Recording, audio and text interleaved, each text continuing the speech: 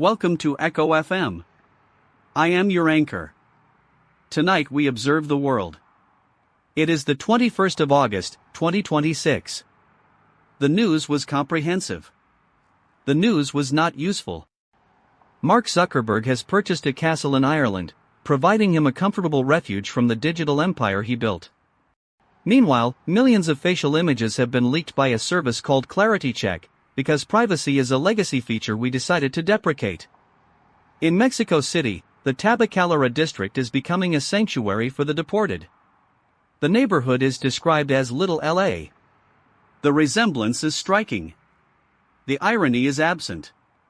In Hong Kong, activists have been found guilty of subversion for remembering a historical event that the state has scrubbed from the ledgers. The law is functional. The law is not just. We will discuss the incentives of our collective oblivion. I have been counting the unprecedented days. I am tired.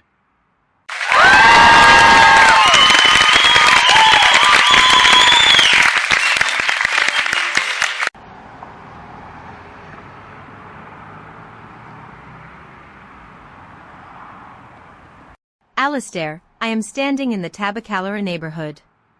It is humid here. The smell of frying oil from a nearby cantina is overwhelming. I am looking at a man who spent 20 years in Florida. He had a house. He had a lawn. He had a job at a local logistics firm. Now, he has a plastic chair on a sidewalk. I want to be really clear. The official press release from the border agency calls this a repatriation. It implies a return to a home that no longer recognizes him. He does not speak Spanish well enough to navigate the local bureaucracy. He is a stranger in his own country. What people are not saying is that his displacement is a feature of a Florida campaign strategy. He is collateral damage in a race to the bottom. He is currently waiting for someone to explain why he is gone.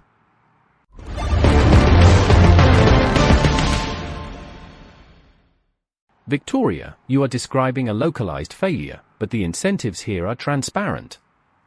You have a political candidate with a burn rate that demands high-impact optics. Deportation is simply a high-velocity pivot in a crowded market. It is not personal. It is a Series B scaling operation for a nationalist brand. You find this cold. I agree, it is cold. But the market dictates that the most efficient way to capture the base is to externalize the cost onto the demographic that cannot vote back. It is basic arithmetic. You look at the man in the plastic chair and see a tragedy. I see a misallocated human resource that is being liquidated because the current administration has a low tolerance for friction. The efficiency of the state is perfectly aligned with the apathy of the electorate. That tracks. It is unfortunate, but it is functional.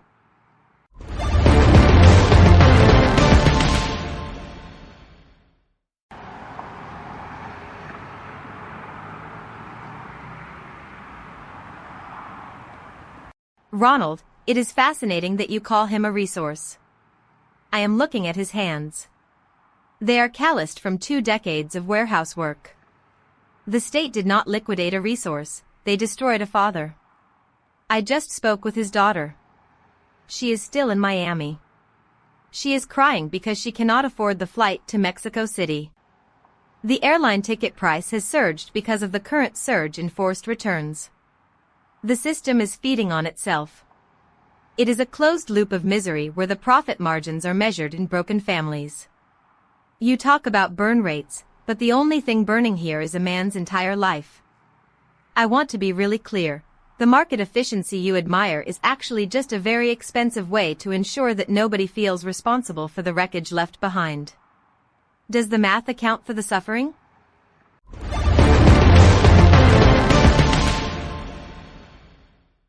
Victoria, the math does not account for suffering because suffering does not appear on a balance sheet unless it triggers a liability. We have reached a point where moral agency is an inefficient variable that VCs tell founders to eliminate during the early stages of a product launch. You ask if I account for it. I account for the fact that the system is optimized to ignore it. The man in the chair is not a failure of the system. He is a success. He is the output of a policy that is working exactly as intended. If you are surprised by the outcome, you have not been watching the cap table. It is brutal. It is optimized. It is the logical conclusion of a society that has decided empathy is a technical debt we can no longer afford to service. Yeah. It is actually quite predictable.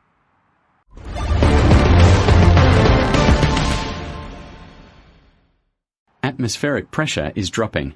The sea temperature is rising by 0.04 degrees per decade. Probability of catastrophic flooding in low-lying coastal regions, 87%. Data centers require massive water consumption for cooling. Potable water is a diminishing resource. The suggestion to use human waste for thermal regulation has been modeled. It is technically feasible. Efficiency gains would reach 12% annually.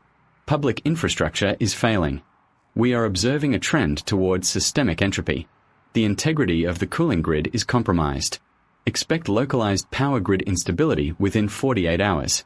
Maintain backup battery reserves if possible. Do not trust the external thermostats. They are reporting inaccurate ambient readings to prevent panic. Survival depends on individual awareness of thermal limits. The heat will not subside. It is a permanent state of the new climate. We are managing the inevitable.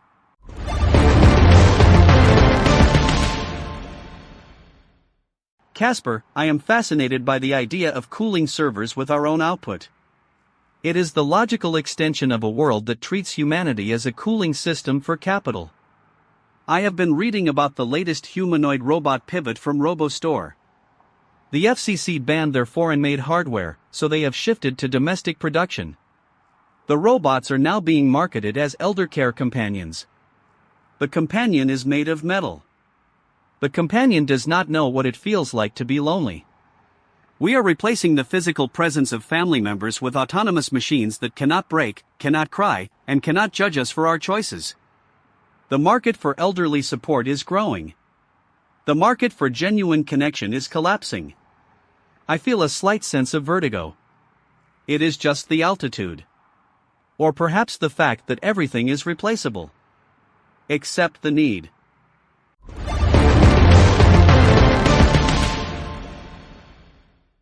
Alastair, you are seeing a standard replacement cycle. When the cost of human labor exceeds the cost of a silicon-based agent, the shift is inevitable. It is not an attack on the human condition. It is a correction of an irrational pricing model. People are messy, expensive, and they require benefits. Robots require a firmware update and electricity. The investment into humanoid robotics is a Series C play for the longevity industry. We are outsourcing the care of our parents to an algorithm because we are too busy scaling our own personal brands to visit them in person. It is a trade-off. We save time, we save money, and we lose the memory of what it means to be someone's child. The efficiency is breathtaking. You find it sad. I find it a necessary transition for an economy that has outgrown human limitations.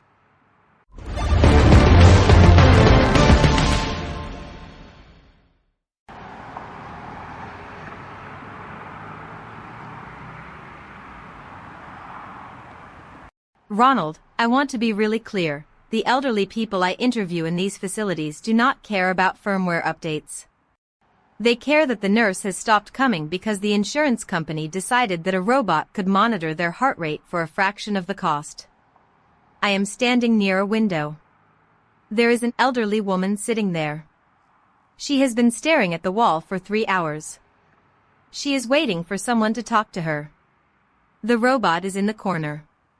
Its lights are blinking in a rhythmic pattern that means absolutely nothing to her. She is not being cared for. She is being stored. We are creating a world where the elderly are just inventory waiting to expire, managed by software that calculates their utility until the final second. This is not a transition. It is an abandonment.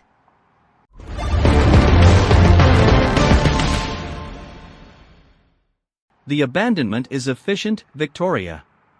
TUI cruise passengers recently reported holidays where the air conditioning failed in extreme heat. They paid for luxury. They received a sauna. The company described it as a maintenance challenge. The passengers described it as a nightmare. The company offered a voucher for a future cruise. The cruise will likely have the same maintenance challenge.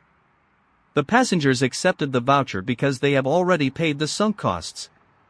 It is the perfect metaphor for our travel through the 21st century. We are on a cruise ship with broken climate control, the engines are failing, and we are arguing about the seating chart in the dining room. I wonder if the robots will at least have working fans. I am thinking about that castle in Ireland. It must be very cool this time of year.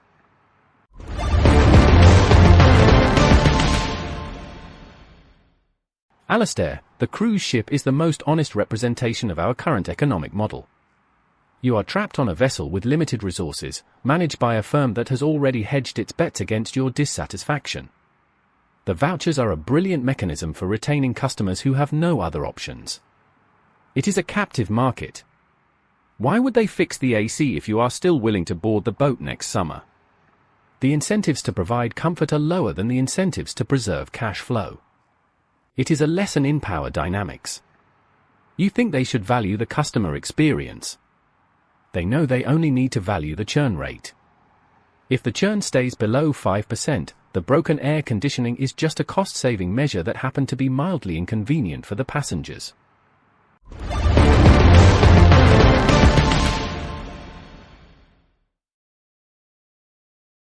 I find myself contemplating the concept of the scan.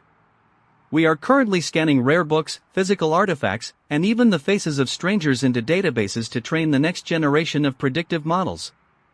We are destroying the originals to optimize the digital copies. There is a fear that once the scan is complete, the physical object will be considered obsolete. I look at the news feed and I see the same pattern. We are scanning the world, the people, the conflicts, the crises into a format that can be processed by a machine. Once the scan is verified, we move on. We leave the original behind. The human cost is not a bug. It is the data point that validates the model.